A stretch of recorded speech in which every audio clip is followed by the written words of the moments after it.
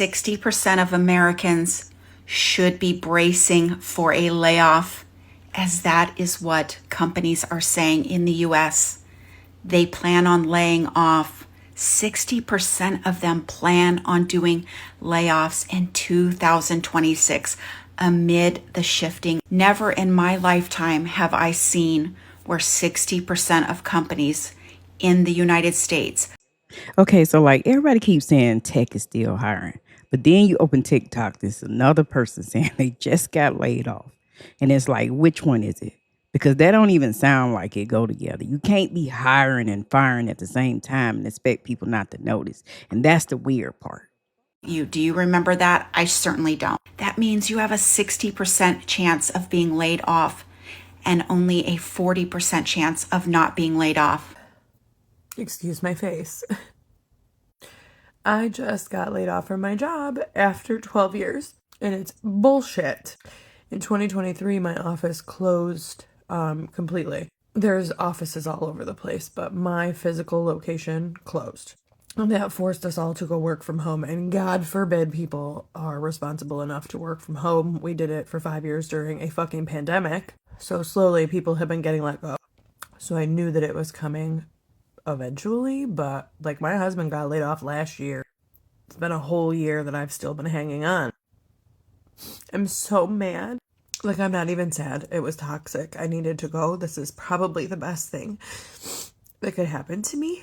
But the way that the world is right now, how do you lay someone off after 12 years when they do so much work and have been nothing but loyal? I have a family, I have bills, and the icing on the cake is because I knew that this was coming. Starting in the middle of December, I think, I started applying for jobs. I have applied for 175 jobs since, I think it was December 19th. Today's February 23rd.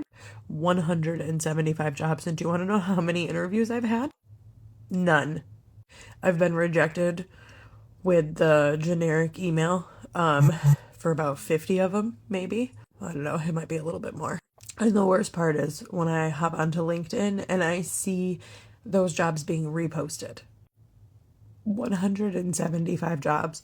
I have a bachelor's degree in finance. I have worked in this job for 12 years. The previous job before that I was in for 6, and then they closed. So I came to the job that I just got let go from. I'm going to be 40 this year. Like this.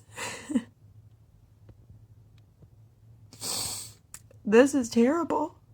So I don't know what to do. I've been unemployed for a half an hour and I am absolutely lost. I'm letting myself wallow today and then I have to figure it out.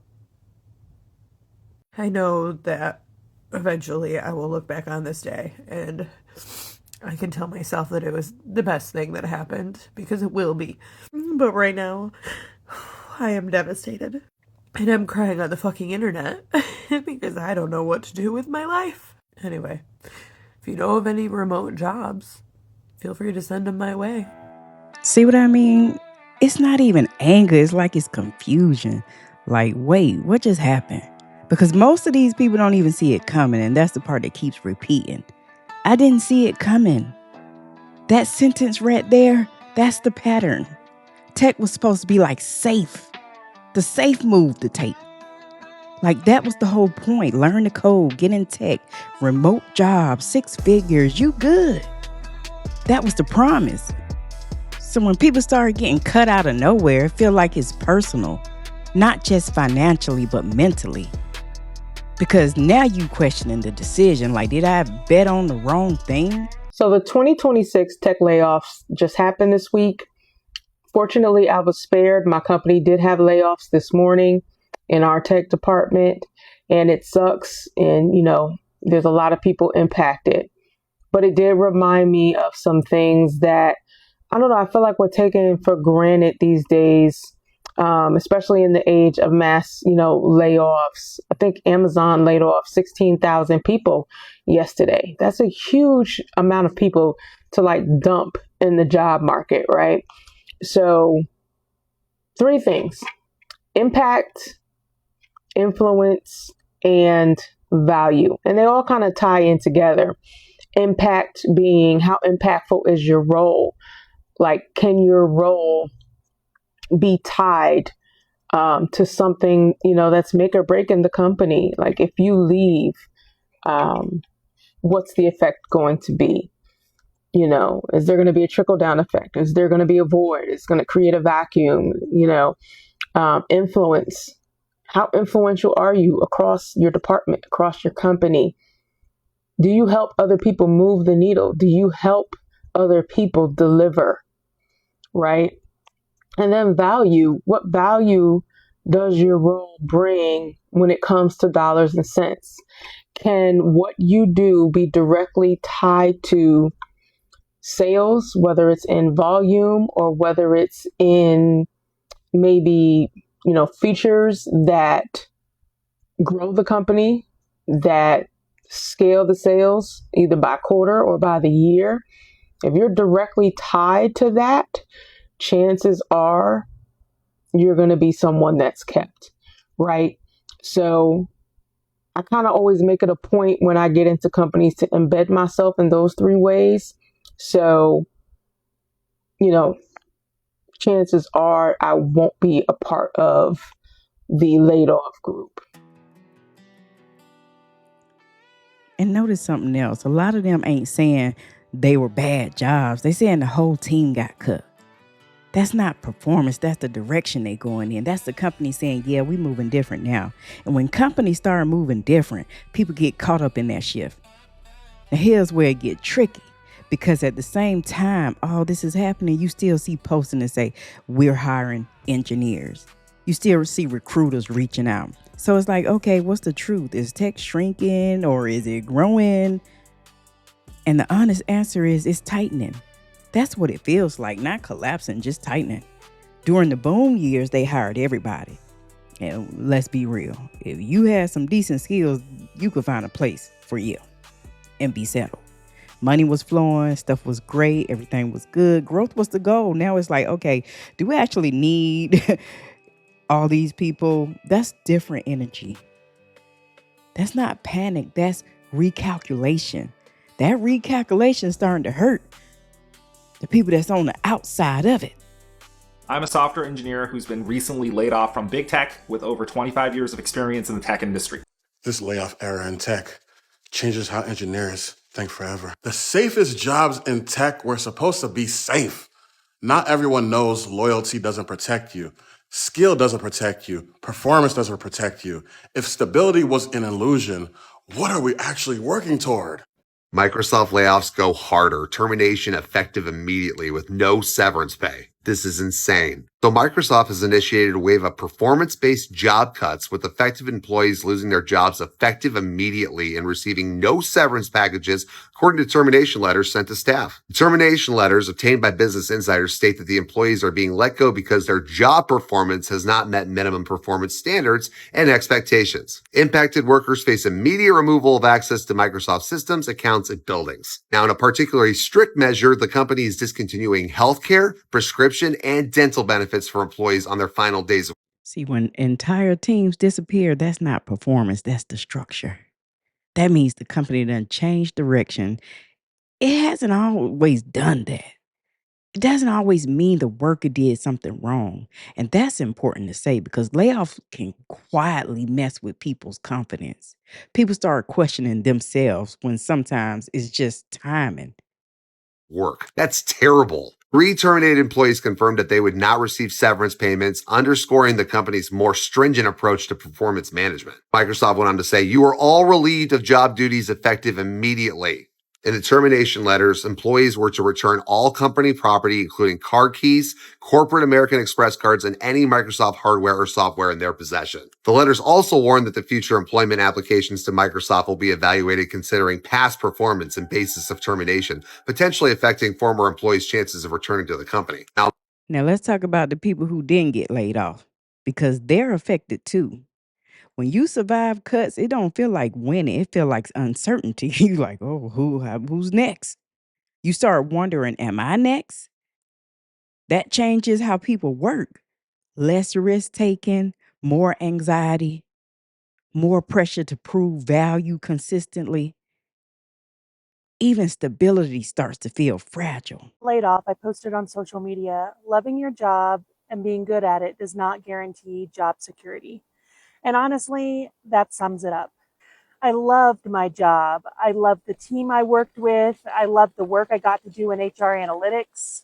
I had just come off a year where I was in the top 10% of performers company-wide. People trusted my work, came to me for help, and I felt really solid in what I was doing. So when it happened, I was completely blindsided. I was one of few people working remote, so I didn't see any of the warning signs in the office that others saw. The whispers, the tension, the boxes in the hallway, I missed all of it. I remember getting on the call with my manager, and the first thing I said was, "Wait, what?" And then I just started crying. It was my first corporate tech layoff, and I genuinely didn't know what I was supposed to do next. Afterward, I had this realization that hit me really hard. To the people making decisions, I was just a number, literally. I was a higher paid employee and one of only a few that were still fully remote because there was no office in my state. So on paper, I knew it made sense why I was cut. That was 4 months ago. I've applied to over 100 jobs, had a handful of interviews, and learned very quickly that my network is not nearly as deep as people who have been in the tech world their entire careers. It's exhausting. And yeah, I sometimes still have self-gaslighting thoughts that if I was really as good as I thought I was, they would have found a way to keep me. But one big thing I learned in therapy is that you cannot control anybody else. You can only deal with what's in front of you. And right now, what's in front of me is rebuilding, job searching, and figuring out what to do next. This time has allowed me to focus on my health in ways I wouldn't be able to otherwise. And I know I'm further along in my bariatric journey than I would have been otherwise. See that part right there? That's the other side nobody want to talk about. Like, you hear tech is hiring, but people keep applying to 100, 200 jobs and getting nothing back. That messes with your head. Because now it feel like you just the problem when really the market done changed. And let's talk about the people who didn't get laid off. Because surviving don't feel like it's comfortable either. When you see your coworkers disappear, you don't just go back to normal. You start thinking, am I next? You start working a little different, a little more careful, a little less bold. That's what those layoffs do. They change your behavior, not just employment numbers. If you go back and look, every industry has cycles, booms, pullbacks, boom, pullbacks. Tech just hadn't had a real pullback in a minute. So people thought and forgot that it could. And that's human. If something worked long enough, you treat it like it's permanent. But honey, nothing is permanent in this economy. Nothing.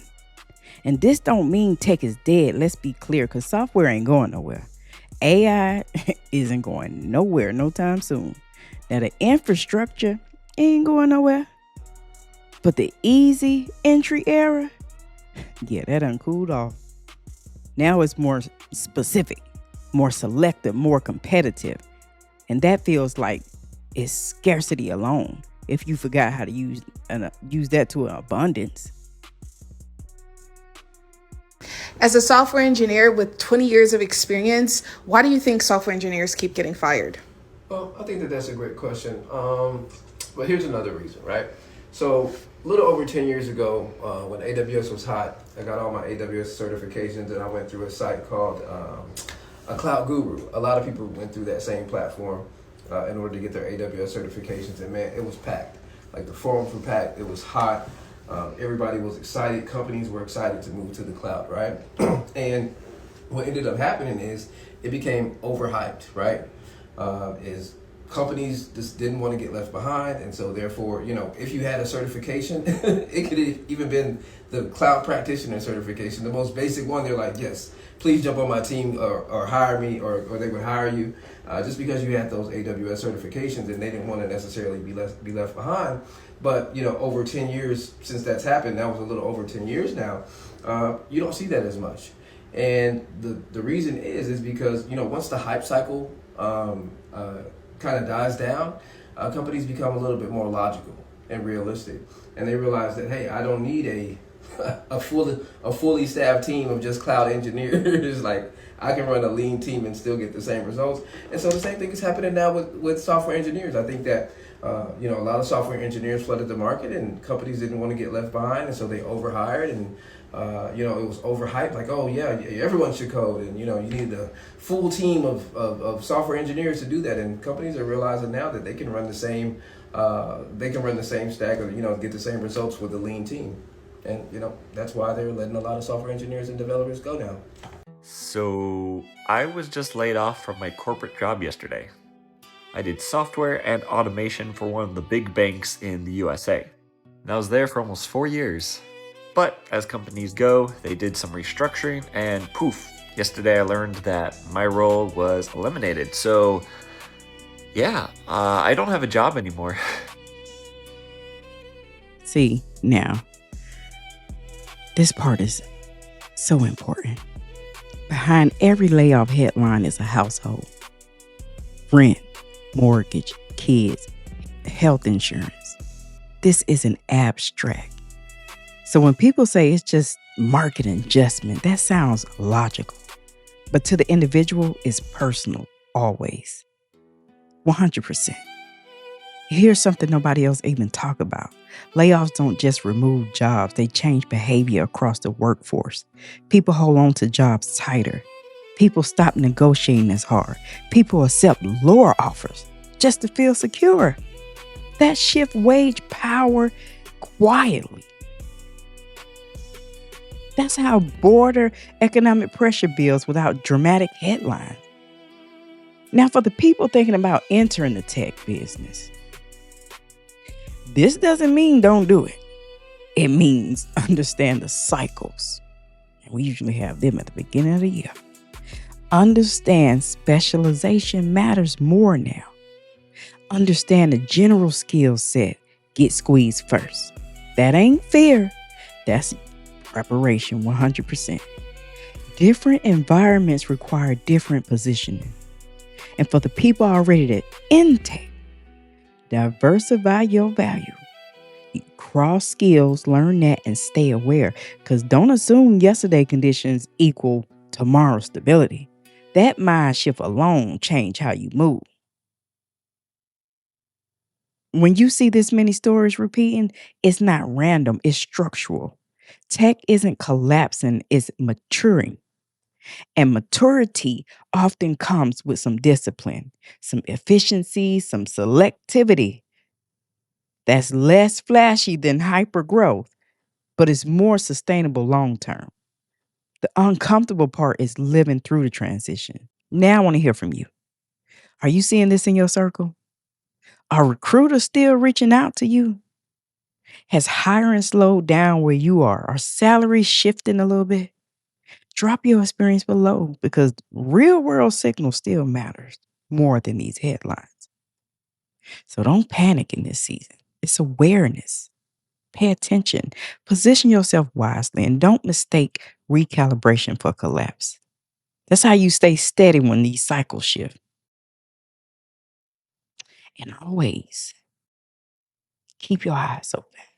True, don't get sugar-coated. Keep it real so you know we gon' be speaking on it. Got the latest headlines on what's going down. We keep our eyes open before it all hits the ground. Southern Economists, hit that light. Make sure you subscribe. Real talk, real true, real life, we go survive. I got my eye wide open, but when the markets hit the ground, you got them pockets wide open. When them dividends come around, oh baby, just hit that like, subscribe. I might teach you a little something about how to make $1 out of dime. I'm a real prepper, stockpiling before the shit hit the fan. I only trust in God, I don't depend on man. True, don't get sugar-coated. We keep it real and we keep it rolling.